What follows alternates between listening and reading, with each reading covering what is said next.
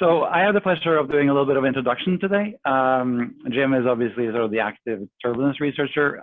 I spent some time on this a long time ago and sort of have a fairly good understanding of the fundamentals. And it's maybe worth mentioning that some of the things we're going to be talking about today actually have guided the development of the last generation ADCPs. So it's not a trivial matter. I think that there's a long history here, and I'll get back to some of it, but it certainly is a topic that has sort of stretched the evolution of the ADCP development in some very nice ways.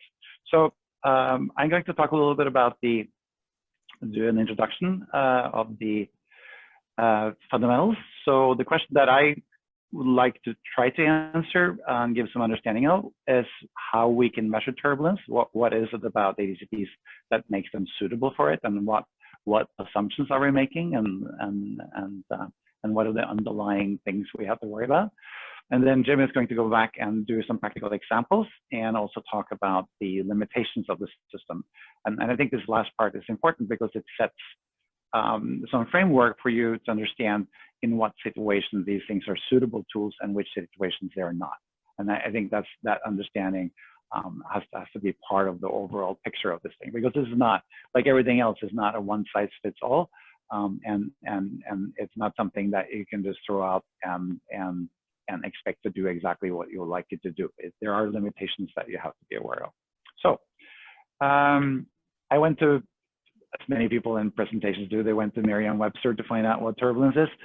And today we're not talking about the COVID or anything like that. There's no emotional turbulence, hopefully. That's coming up today. We're going to stick with definition C, which is that turbulent is defined as a state where you have departure in a fluid from smooth flow. And I think that's kind of is a nice definition. And it embodies the sort of idea that you can separate the flow in two parts. A mean part, which is the smooth flow that it referred to in the definition, and a variable part. And the way I think of it, and the way turbulence is mostly being treated, is as really sort of a job of characterizing this variability. What does that look like, this variability? It's mostly, in our case, done as a statistical problem, so that when we're talking about characterizing the departure from smooth flow, we're talking about characterizing the statistics of the flow. I'm sure that there's always some argument that can be made that a lot of the things we're looking at are actually have some coherent structures, and there are structures in there that are not just simply best characterized as statistical problems, but that's what we're talking about today, just so you understand. So there's a whole sort of separate dialogue about the coherent structure or something like that is not being addressed in the webinar today. So if we go back a little bit and think about the problem of just measuring mean velocities, if we have an ADCP sitting on the bottom and we're looking at the velocity at a certain level above the instruments, we typically take the along beam velocities and we express those as functions of the horizontal and the vertical velocity in each one of the cells, meaning the two separate positions or locations of the cells along each of the two beams in this two-dimensional case. And then we just sort of very simply transform that into expressions for the horizontal velocity and the vertical velocity as illustrated in the little equations here. The assumption we're making is that the horizontal velocities are the same in both locations, and we're also assuming that the vertical velocities are the same. Strictly speaking, the requirement for equality here is not quite as strict as it looks. It actually is sufficient that the two velocities are linear function of each other. So basically, as long as you're in a linearly varying field, this assumption holds. And the mean velocities that we measure are good expressions of what's going on above the instrument. So that's sort of something that we almost take for granted these days because we use ADCPs. And as long as we're not in wave fields where the waves are shorter than the separation between the beams, or we are in areas where the flow is bending in nonlinear ways, we tend to accept this as a basic tenet of the ADCPs and how they're being used. So this of course goes on in everyday life when people use the ADCPs. In the case of turbulence, or basically fluctuations of the velocities, what we typically do is we look at the second order expressions of the velocities along each beam. So in the second order, it normally means just looking at the square or looking at the ensemble average of some kind of the fluctuations. And again, we can express that in terms of the statistical parameters that includes things like the horizontal velocity squares, the vertical velocity squared, the combination, basically the cross correlation or the coherence between the horizontal and the vertical velocity, and all the angles that are involved in the system. And in this sort of very simplified two-dimensional case, and Jim actually comes back and looks at the full three-dimensional case a little later on, we can express, for example, based upon two beams, we can come up with an expression for the cross correlation between the horizontal and the vertical velocity, which is an expression that occurs in estimations of things like Reynolds stress and sort of vertical transfer and momentum. So basically, these turbulent parameters become functions of the different angles that are involved and of the squares or the squared or the variability of the long beam velocities. So that's sort of fundamentally how we look at it. And if you think about it a little bit, the assumptions for this are very similar to the assumptions that are underlying the mean velocity calculations, except that in this case, we're actually looking at the statistical parameters such as the squares or the variance of the velocities, and we're assuming them to be the same along all of the beams.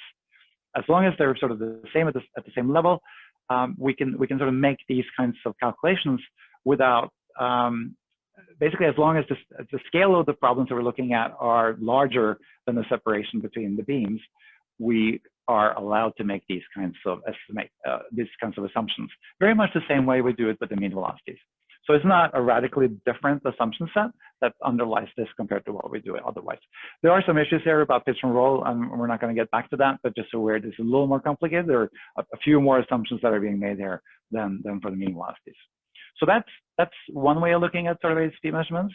There's a second way of doing it, which is to look along the beam and sort of look at the variability of the velocities along the beams. That's actually, you could argue, a little closer to the original definitions of turbulent estimation, the ones that you find in fluid mechanics books, which really is a spatial variability. When we're looking at the long beam velocities and squaring them, as we did in the last case, we're actually making some assumption about how we can transform the time variability to spatial variability. But again, we're not going to get into the details of this. So I think with that sort of very, very brief introduction about the underlying assumptions, I will let Jim show you some practical examples of things that he's done, and maybe he will make some references to what sort of assumptions there are underlying some of the things that he's going to show you next. Okay, thanks, Atle. I'm going to grab the screen from you. Okay, and go to presentation mode. Can someone give me a thumbs up if you're seeing presentation mode, not the notes mode? Okay, thank you, Atle. And let me know how the sound is doing if there's any trouble. So I want to tell you a little bit, well, first of all, welcome to my wood shop. It's the only quiet place in my whole house. So it's not a virtual background, it really is just an uninsulated shed in the back of my house. And I'm glad you could all join me here.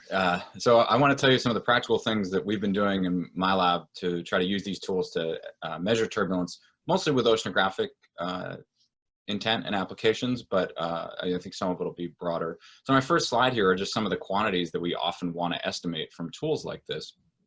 And I start at the top with an equation that says, you know, in math, what Atle just said is that we take a velocity u and we decompose it into a mean part that has the brackets there, that's the expected value, a turbulent part that has the prime, and then very important to our conversation today and all these measurements is some noise.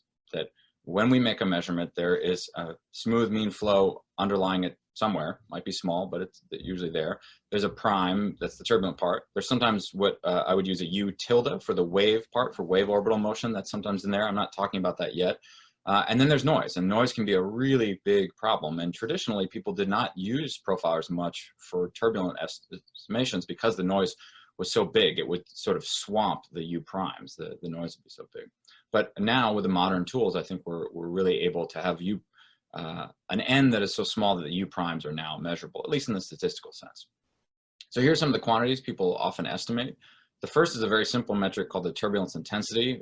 Usually people in the more basic sciences skip this quantity altogether, but it's very common in engineering literature, so I'll point it out. It's just a ratio of the standard deviation of velocity, so the square root of the variance of all those fluctuations, relative to the mean flow. And in natural flows, it's often something like 10%. And an important aspect for calculating this metric from observations is that there may be noise in the variance as observed, and that may really inflate this metric. And from ADCPs, that inflation can be severe. But if we make the assumption that the noise is uncorrelated with the measurements, which is largely true, then this is something that's actually pretty easy to correct for. We can just remove the variance due to noise. And if there are no cross terms in the variance of these things, if there's no correlation between the U primes and the random errors, then you can make this calculation. So the turbulent intensity now becomes the square root. So in the Pythagorean sense, I'm subtracting the variance, the noise variance from the observed variance, and I take the square root to get a new estimate of the standard deviation that should be just the true turbulence, and then I look at the ratio of that relative to the mean. And I won't show many examples of that, but I would just say that this, we have done a lot of ground truthing of this method, and it works pretty well. And so that's a robust and easy way just to get rid of the noise. But that it only gives you just a percentage of how turbulent a flow is, and that usually is not enough for the kind of dynamics that we would like to do in basic research. So the next levels of complexity we go to with our analysis are we often look at turbulent spectra. That can be spectra in the frequency sense or in the wave number sense, and that really is going back and forth in between what Atle was talking about, whether we're watching the flow go by us as a fixed observer and it's fluctuating in time, or if we're looking a long beam and we're seeing how the flow changes in space. And those two things, in a frozen field, those two things are interchangeable. We can swap F and K, and I'll talk about that in a second. Then another quantity that's often of interest is the dissipation rate. That's how fast turbulence is cascading down to smaller and smaller scales and then being lost to heat and sound, so literally being dissipated. And that's a rate because it's constantly happening. It's how fast we're moving turbulence through the scales, through the system in a cascade and ending up at the dissipative scales. That's a scalar quantity, and it's fairly robust. It involves a lot of assumptions about isotropy in the turbulence, but it tends to be something that can be robustly estimated. And then the Reynolds stresses, these are the things that actually flux momentum through a system and are often of interest for those kind of calculations. Those are probably some of the hardest quantities to estimate because they're covariances. And so any little problems will often become a big bias in these things. Certainly motion contamination, if you're on a moving platform, that can be very severe when calculating covariances, as opposed to a dissipation rate, which can be a bit more robust. And then there are lots of other metrics that people look at when studying turbulence, and I'm not going to treat any of those here. Those are very bleeding edge for these tools, looking at coherent structures, extreme values, intermittence, anisotropy, those kind of things. But they are definitely of interest, and I'd love to have discussions on the way forward for some of those things. So here is an example of the turbulence spectra now. So I've got a picture of Marie Carmen. I think she joined the webinar. Marie Carmen Guerra was a PhD student with me a few years ago, and she's now at Dalhousie, and will soon go back to Chile for a tenure track faculty job there. And this is when we deployed one of the early models of the Signature 1000. You can see that here on this tripod. And so the Signature 1000 is now, I think, one of the primary products that Nortek is producing. I think there have been a lot produced, and I think they are a great tool in part because they really reduce the amount of noise in these turbulence measurements. So in this turbulence spectra that I'm showing, I want to show you just exactly what that means and how that manifests in a spectrum. This spectrum is the turbulent kinetic energy density on the vertical axis as a function of frequency. The first spectrum I'm showing you does not include the results from a Signature 1000. It includes the results from an ADV, that's the black line, so that's like a Nortek vector. In this case, it is a Nortek vector, and they're known to have very low noise, but they're just a point measurement, it's not a profiler. And then the other is a conventional sort of first generation ADCP. And the black line is a classic spectrum that I would expect to observe anywhere that waves are not present, at least. It is a red spectrum, not the color red, but red in shape. It decreases with increasing frequency. There's a lot of energy here at the lowest frequencies, and those are the big energy containing eddies. And then there's a region here where the spectrum is decreasing rapidly. That's the inertial subrange, where turbulence is cascading through all the different frequencies, or really through all the different eddy sizes, because frequency and wave number are interchangeable. And then down here, the spectrum becomes flat. And that's because a white noise spectrum is flat. And so here at the very bottom of the spectrum, this is where the noise is becoming the dominant thing in the observation. And this noise floor, this flat noise floor, actually extends through the whole spectrum. We just don't see it over here because there's so much real turbulence that's dominating the signal. But out here, as the turbulence gets smaller and smaller, this begins to dominate the signal. So traditionally, the problem with the first generation of ADCPs was that the noise floor was too high. It's up here, and it's 2 decades above the Doppler noise floor of an ADV. And so I think conventional wisdom, certainly when I was a graduate student 20 years ago, the conventional wisdom was use an ADV for turbulence, don't even try it with an ADCP because of this noise floor issue. And this is, I think, is a nice way to visualize it. The beauty of this second generation of AD2CPs, or Nortek signature line, is that the noise floor has come down quite a bit. And so this is a concurrent observation, all co-deployed in the same place. The blue curve is the spectrum from this instrument deployed in a tidal channel in the Puget Sound, Washington, USA. And you can see that it has a very similar spectrum to the ADV, few shape differences, which are explained by being a couple hundred meters away in a small channel. But in general, qualitatively, it really agrees nicely. And it has the same noise floor as an ADV.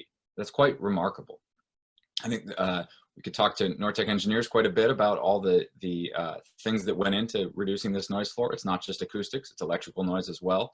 And I think that's beyond the scope of this presentation, but suffice it to say that these next generation of instruments have really lowered the noise floor, and that makes a big difference. That enables a lot of different things. So the utility of this type of representation of the turbulence is seeing all the different scales. And that can be useful in and of itself, but it's particularly useful when we look at this range here and we look for this relationship, this frequency to the -5/3 power law. That is related to the dissipation rate that I mentioned earlier. So here's the equation for that. This turbulence spectrum goes like a coefficient, dissipation rate to the 2/3, f to the -5/3, and then this here, this term is the term with the mean flow that's advecting the turbulence past the instrument, and this is where we're trading wave number for frequency. We're making the frozen field assumption that we sit in one place and we watch the turbulence go by, and it doesn't evolve very much as it goes by, so seeing things evolve in time rapidly is the same as seeing things move in space, as seeing their spatial scales. That's a pretty big assumption, but it's commonly made, and it allows us to fit a spectrum like this to this shape in this range. Choosing the frequency range is important to getting this right, and then get an estimate of the dissipation rate, which is a pretty robust measure of how turbulent something is. And can be used in turbulent kinetic energy budgets, etc.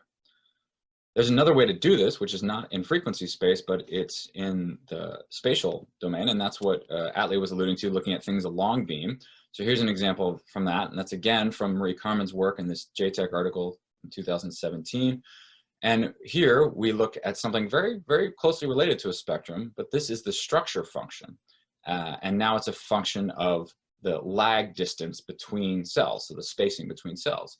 It's still a cousin to a spectrum because this really is just the variance, and it's the variance partitioned by the eddy size or the length scale. So this is really 1 over the wave number, and this is really an energy density. So it's a close cousin to a wave number spectrum. And just like we know the expected form f to the -5/3 in the spectrum, we know the expected form, because it's just a transform back and forth, of the structure function. It should go as r to the 2/3. And we see that fits pretty well in these data sets and these observations. And it's the same physics. It's a cascade of energy where there's a lot of energy at large scales, big R's, and less energy at smaller scales, heading all the way towards the dissipation scales, where turbulence is really making heat and sound and losing energy. There's a noise floor here too. It's the intercept at 0 lag. At r equals 0, these things aren't quite going to 0. They're intercepting here, and that's another representation of the noise floor.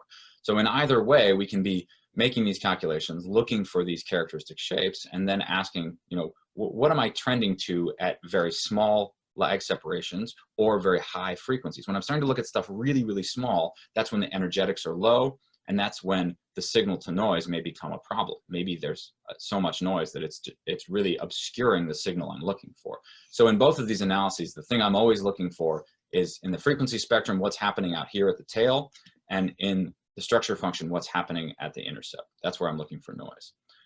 This also allows us to estimate the dissipation rate. So here's the definition of the structure function. It's really just the variance, the squared difference between velocity measurements that are separated by a distance r.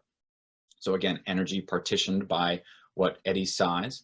And then here's the formula for how that should relate to the dissipation rate. Again, a constant, and then this dependence on the spacing. Another estimate of the dissipation rate. So we demonstrated these things in this 2017 JTech paper, and we also spent quite a bit of time looking at what you can do with all 5 beams and how to get the Reynolds stresses. So that's this next slide. Sorry for all the equations, but I want you to see how things are made, and don't expect anyone to ingest all of these. They're in the paper if you want them. But the idea here is to show you really how we can get all of these different members of the Reynolds stress tensor. So the Reynolds stresses have a total of 6 elements. The first 5 out of 6 can be estimated using the long beam velocities from a 5-beam instrument. So the other thing that's really an advantage of this next generation of instruments is not just that they have lower noise, but they have this 5th beam, which provides a true independent measure of W prime, of the turbulent fluctuation of the vertical velocity.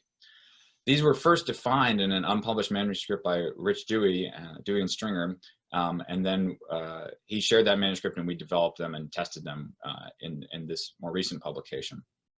And so, just as Atle was describing, these are U primes and W primes that we're looking at the covariances, and we're making the assumption that turbulence isn't varying much in the statistical sense between different beams. And you can see that all of these things are being calculated with these different U1, U2, U3, U4, U5s. And those are coming from the velocities measured along these beams, 1, 2, 3, 4, and 5. So we're using the long beam velocities. And that's something that is essential to doing well with all these turbulence calculations is having access to the long beam velocities, not just having the transformed east, north, up ensembles, but we need the raw data collected in beam coordinates, or mapped back to beam coordinates if you have that capability. So those are the things that we've done with the Nortek signature, and what I want to do now is give you my recipe for how I set up a Nortek signature to make these kind of measurements, and then talk about some nuances. So there is nothing sacred about this or formalized about it. It hasn't been peer reviewed. It's just this is the way I think of setting up an ADCP for a deployment. So the first thing is I consider which mode I'm going to use. The Nortek signatures have an HR mode. I'll talk about that a little later, but it stands for high resolution. It's a pulse coherent mode, and it's great for very short ranges, a meter or 2, maybe 3 meters at the long side, and very small velocities. So it really has a lot of limitations. It's a great tool, but it's only a very small subset of scenarios in which I think it's the right tool. Otherwise, use the broadband mode, which is the standard mode that, unless you go in and change something, you're probably using the broadband mode. There's also a narrowband mode, which is suitable for Arctic regions or places where they're very low scatterers. But again, that's kind of a special case. So generally, I'd say use the broadband mode. Sample the raw data as fast as you possibly can at a sampling frequency f of s. That has a real advantage in taking all that noise and spreading it out in frequency space. Because the noise is the same, right? When you set up your ADCP, you'll get an estimate of the uncertainty in the velocities for each ping if you're recording the raw data. And that total variance, that doesn't change. But if you sample faster, you can take that same amount of variance and spread it out in the frequency space. Recall that the total amount of variance in the signal has to be equal to the integral of the spectrum that you calculate. So if you're spreading things out over more frequencies, as an energy density, it's actually less at each frequency. So sampling really fast, having a high Nyquist frequency, that allows you to take that noise that you can think of as just a rectangle at the bottom of the spectral plot. You take that rectangle, instead of making it short and fat, you make it thin and long, and you spread out. So your spectral density of your noise actually goes down, even though the variance of the noise is the same. So sampling fast is a big advantage. once you've figured out how fast you're going to sample, which if you're using all 5 beams on the signature in the latest firmware is 8 Hertz, which I think is great and sufficient for most applications, then figure out what bin size did you use. I want to stress this point because I think most people would just say, well, I'm trying to measure turbulence, so I should use the smallest bin size possible, that the smallest bin size that the deployment software will let me use, because I'm trying to measure small things, small fluctuations. And I think there are pitfalls to that default approach. I think you should slow down a little more and consider the scales you're looking at, because as you make your bins smaller and smaller and smaller, then you fit less acoustic signal in each bin and your errors go up, the noise goes up. So smaller bins have more noise, so don't be greedy about small bin sizes. Figure out what's the smallest bin that's reasonable. The way I look at that is I want to set a bin size that is small, but no smaller than the effective length scale. What I mean by that is using this frozen field transformation, where capital U is my mean flow velocity, which I would need some a priori estimate of, right? I'm in a tidal channel and I go look at NOAA tides and currents and I say, oh, I expect 1 meter per second in this tidal channel. And then I would say 1 meter per second divided by 8 Hertz. Okay, you know, 0.125, that's my 12.5 centimeters. That's my, that's the L that, that's this, and that's the smallest eddy that I'm going to be able to measure when I'm sampling this fast. Because as things go by me, I'm discretized in time, right? I get a measurement, I get a measurement, I get a measurement, and an eddy any smaller than that is going to go by faster than I can measure it. So I'm not going to capture it anyway. So why make the bin size any smaller than 12.5 centimeters? It's just going to introduce noise, and I'm not really in time resolving that anyway. So why resolve it in space? I'm just penalizing myself. And you can actually get into trouble looking for that anyway. So that's how I choose bin size. The next thing I do is I use the deployment software and see what the predicted noise variance is. So the software will say, you know, here's your velocity uncertainty, and think of that as a standard deviation, square that and say, okay, that's my variance, or you can just look at that as the standard deviation and say, is that fluctuation, is that going to be bigger than what I think the true turbulence is going to be? This is where that 10% value can be useful. You can say, well, I think I have 1 meter per second mean flows here, and I'm expecting to have about 10 centimeter per second fluctuations in the velocity. So, you know, I want my uncertainty in this raw data to be much less than 10 centimeters per second. I want it to be, say, 1 centimeter per second, you know, so my signal noise is really nice. So, and if this isn't working out, if I make these a priori estimates of what's my noise going to be and what I expect the turbulence to be, then I'll go back to step 3 and say, well, maybe I can tolerate bins that are a little bit larger because it's going to bring down the noise, and maybe I can satisfy it there. And then the last thing I do is, when I actually am working with the data, I make no 3-dimensional inferences. I don't calculate anything at scales that are smaller than the beam spread. So as those beams go up, that's the distance between the beams. And I make no 1-dimensional inferences at scales that are smaller than the bin size itself. So that's when I'm calculating things along beam. So I try to be careful in restricting myself to how I interpret the data, that I'm not overreaching what the data says. And there are really 2 scales that are relevant there, depending on whether you're doing something 3-dimensional, then it's the beam spread that's the key limiting length scale, or if you're doing something 1-dimensional, it's the bin size. So that's my personal recipe for how I set up an ADCP. Now I want to spend a little bit more time talking about a few variations on these things, and then we can open it up for questions, or give it back to Atle to contradict everything I've said. Okay, I'm sure this question will come up. What about turbulence when there are waves? That's hard. I fully admit that that's hard, and many of us are really trying to understand that. That's a really an active area of research and an interesting one. Well, there's been a lot of work on this. There's a lot of work going back to Lumley and Touré and other Lumley papers trying to figure out how turbulence is affected by the wave orbital motions, and then how you interpret those measurements. Here's one example from Greg Gerby and his PhD work. These are spectra. Since we've already looked at spectra, I thought it was easy to look at these again.